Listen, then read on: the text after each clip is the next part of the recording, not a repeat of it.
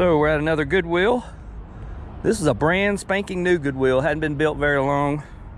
On the GPS, it actually doesn't show. So we know that this is fairly new. You can see from the building, it's really nice. Gonna go in, try to get some footage for you and see what we can find. Taking a picture first. All right, here we go. Yay!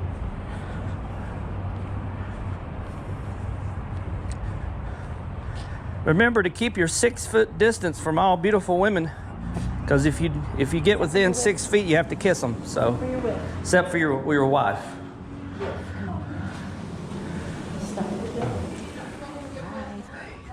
So as we enter into this Goodwill, as you can see from the store layout, it was a pretty large store. And being a new store, it was really laid out well, had a lot of good organization. So the first thing we hit here on the intro is looking at plush. They had a big bin, as you can see here, and my wife ends up finding a match of two. She's got one in her hand already, some kind of reindeer type match that we decided to pick up since they were a matching group. Didn't really find much of anything else. I end up taking my cart and heading out. She's got her own cart, and we split up basically from here. There's DVDs, movies, CDs. Had a couple of items there. I picked up something there. It must have been that camera, Olympia camera. Wanted a little too much for that, so I put it back. Making my way around this bin, looking at different things. As I spin around and head around to the other side, the workers are up here in the front, and as I make this curve right over there to behind the counter, there's a big white board that had different items on it. And I kind of noticed them as I went around, but then kept looking on the back side here.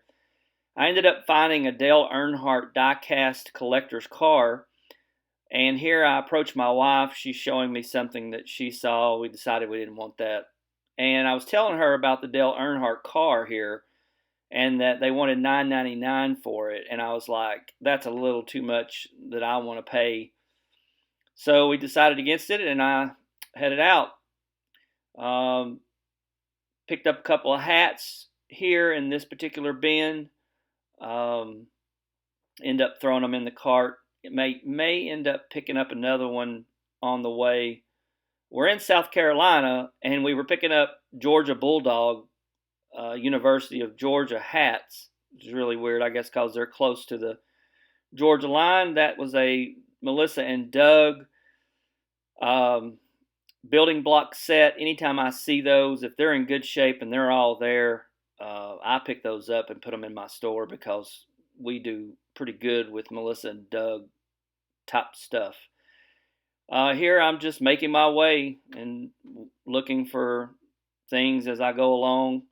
I think I might have stopped right here in this video. Remember, I'm doing a voiceover of this particular video, by the way. I failed to tell you why at the beginning. There's the Georgia Bulldog hat that I was telling you about. I ended up having to go back and do a voiceover, guys, because YouTube took this video down for copyright infringement, because in the background as I was recording on my GoPro, it was capturing the music that was playing in the store. And one of the bands had a copyright issue with their songs being on YouTube videos, and so YouTube pulled it. And that's why I'm now doing a voiceover with you instead. I learned something from this experience. I didn't know that happened or could happen. I've recorded in Goodwills before with music playing in the background in some of my videos, and they were never pulled. So I'm not real sure what happened there, but just to give you a heads up if you decide to do that in the future. Here I'm looking at a book that was just out of place. Here I discover a backgammon set that's vintage. But I opened it up, and several of the checkers and pieces are missing from the game, so I ended up putting it back. But I'm always looking for vintage board games. And vintage for me is anything from, like, say, 1990 and on back. I prefer the 80s and 70s, but you never know.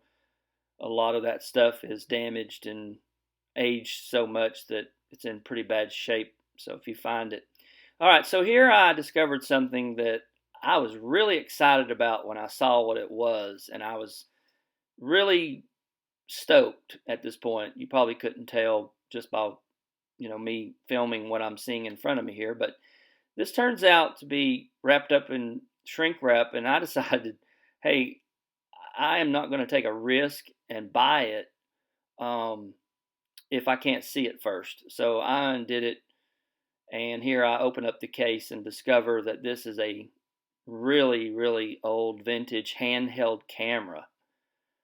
I got all excited until I pulled it out and started looking at the front of it here, and it was totally corroded all over the front, as you can probably see in the video.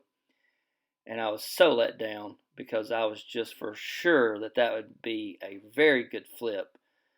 And I think they wanted like $12.99 for it, and I was about to do it, but I didn't like that corrosion, so I ended up wrapping this baby back up best I can and sticking it back on the shelf for somebody else to come along and get, and probably flip for thousands of dollars, knowing me and my luck. But anyway, ended up putting that back. So while I'm doing that, Goodwills are notorious. I don't know about in your area, but they're notorious for using plastic tape on items. And then when you go to try to see if all the pieces are there or what's inside, you damage the product just opening the package. So we've been trying to coach Goodwill stores because there's certain tape that you can actually get that they use here in our hometown that you can wrap stuff with and it doesn't stick to whatever they wrap it around. And of course, the whole purpose of them wrapping is to prevent their shrinkage and loss, because there's so much theft that goes on in the stores. They don't have anybody to watch you, and their cameras are never really monitored. So, they do the best they can just to wrap the stuff up. Anyway, I start making my way around some more here, and I'm heading toward the books, basically. Here's a package lot of a bunch of toys. And sometimes I find things in the bottom of the package, and I'll go ahead and pull them out of the lot. And then when I get up front, I'll just say, how much for this? They sell everything. They put it in a lot. It doesn't mean that you can't separate it. So I'm looking at some book bags here. Didn't really see a whole lot caught my eye, so we move on to the purses. And as I began, the very first one that jumps out at me is this very, very bright pink purse that you're going to see here. When I picked it up, I thought it was a Coach, and it had the logo for Coach, but it turned out that it was a knockoff, and it didn't have any kind of a identification number or anything inside of it, so I knew it was a knockoff. So I think I ended up putting it in the cart. Just for curiosity's sake, I wanted to go back and comp and see if anybody had actually sold a knockoff and for what amount of money. We ended up, though, not getting it in the long run. So you see me doing my purse inspection, trying to find some kind of identification marks, and there you see me throw it in the cart anyway. So I keep going through the purses, and one of the things that I always look for, guys, in purses is the crossbody purses that are sort of small. When I buy purses, I tend to think about what the younger generation likes to carry. They're kind of a minimal purse with less weight.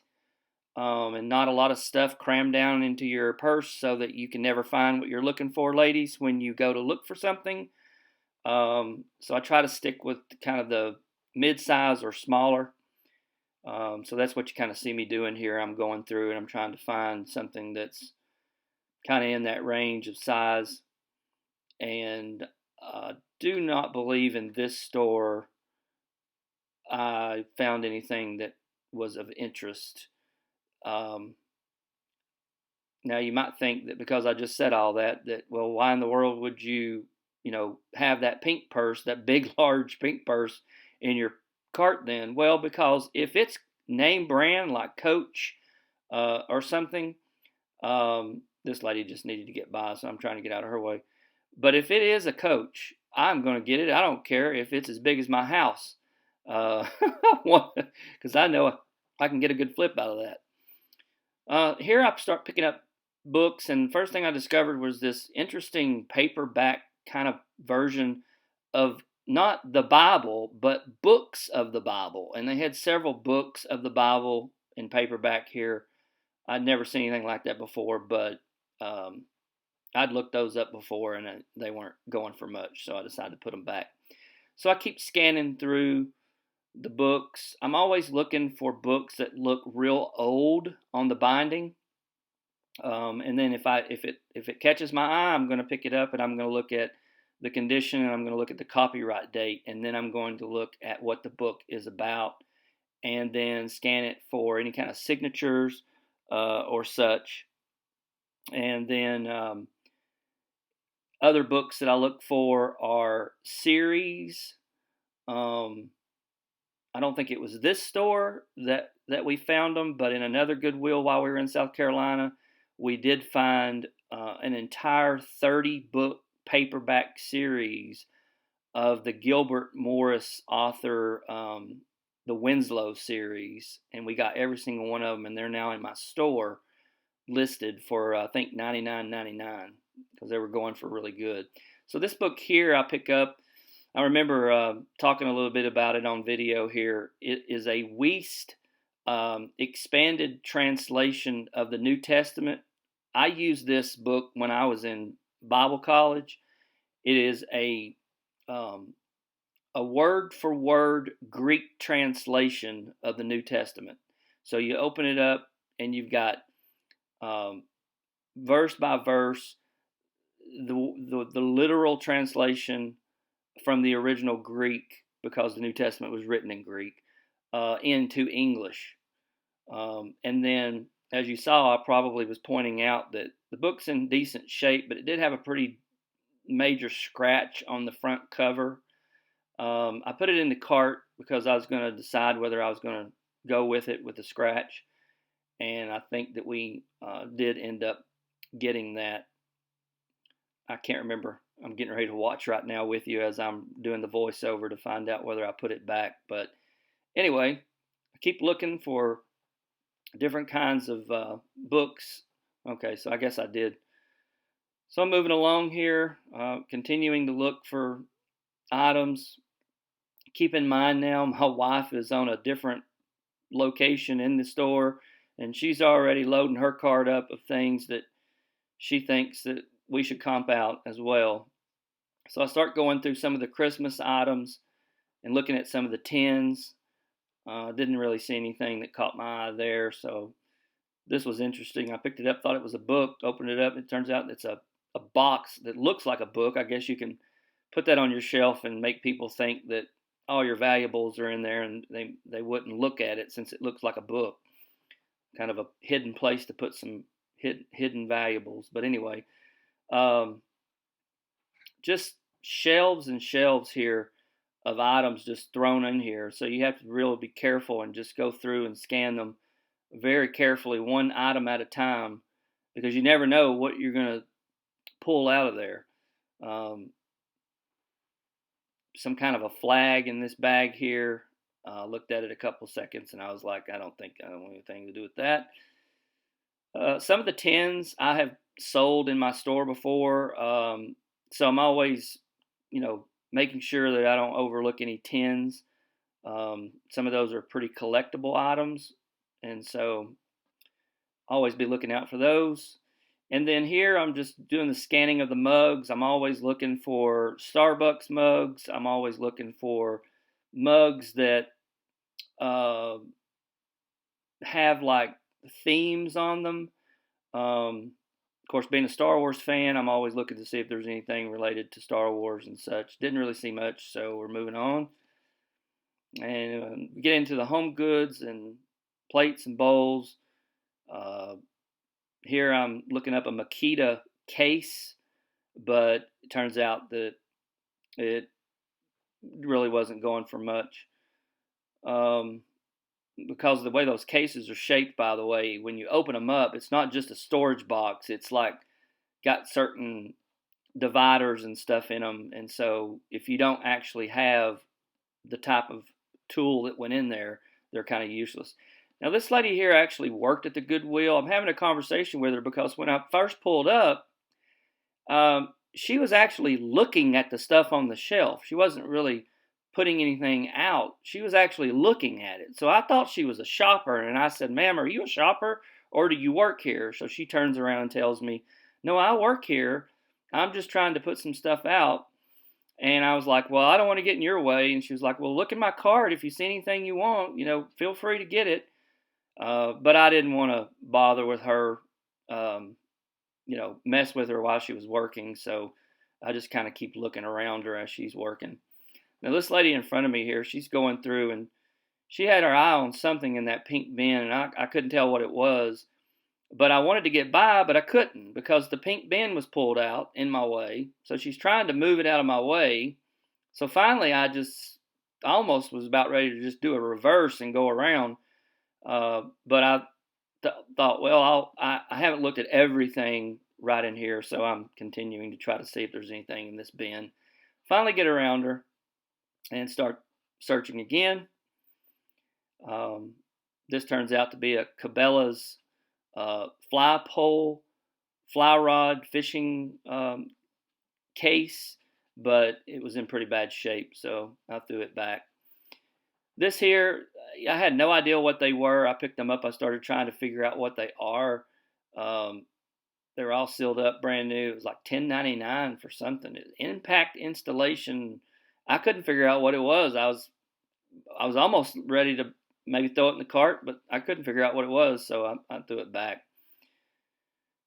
And my curiosity, like the cat, sometimes gets the best of me.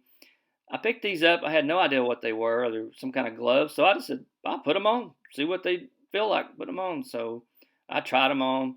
And that's what I do sometimes just to see, and I probably shouldn't do that because you don't know what's inside them gloves. Somebody else is, no telling what they put on.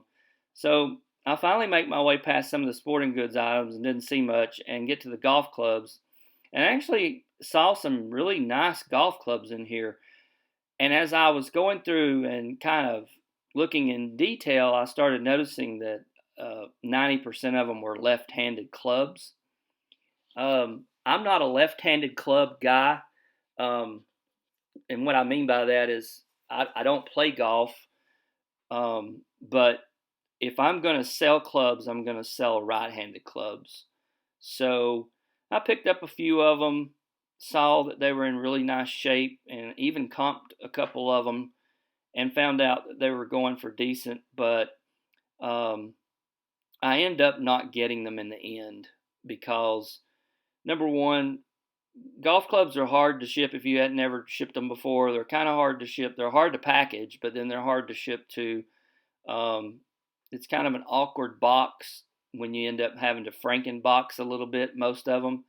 So unless there's some really, really super, super good deal, I'm not gonna mess with it. All right, so this is just a concluding wrap up of the video that you just watched, which was part 2 of our South Carolina trip. That was one day of us going into one of the newest Goodwills that had been built down in the area.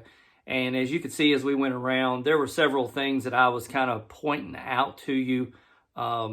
Several things that I had dropped in my cart that later on I met up with my wife. And by the way, whenever we go into Goodwill, if she's with me, She goes one way, I go another. We both take a cart. We load our carts up with whatever it is that we're going to comp. Then when we're done, we meet back somewhere and we sit together and we comp everything and decide what we're going to get, what we're not going to get, put the items back that we're not getting, and out the door we go. In this particular Goodwill, there were a few things that I'd put in my cart. My wife had a few more things. This particular video, part 2, will not show the comping. It's going to conclude with me here on this part right here, just by letting you know some of the golf clubs that I was just recently showing you there that I was looking at. Ended up not getting many of those just because they were, as I said, left-handed. If you have success with left-handed golf clubs, more power to you. Just my own taste in, dealing with golf clubs. I don't deal a whole lot with them. They're tough to ship, tough to package. So I just usually get them if they're in really good shape and they're right-handed clubs. And then the pink purse that you saw me with in the cart turned out to not be legit. It was a knockoff, so I ended up putting that back. My wife actually scored the most things in this video, in this store, and in the next video, I can't remember whether I kept recording after that or not, but I'll have to go back and look at my GoPro footage and see. And then what'll probably happen though, just to show you, or just to kind of fill you in on the next video, we'll probably be breaking these down into 4 separate videos, with the 4th video from South Carolina being the conclusion of everything, the wrap-up of everything we came home with. There's a couple of people that I want to mention in the next video, and probably will even mention another person in the last video that we were able to talk with while we were down there, and worth mentioning them for various reasons that you'll see in the future. So anyway, I just wanted to conclude that video. You got to see a new Goodwill. You got to see and hear me talking about some of the things that I look for when I go in, some of the things I was picking up and looking at and putting back, probably much like you when you go in and thrift as well. So anyway, this is Patriot Picker. I'm signing out on this part 2, and we'll catch you guys again on the flip side.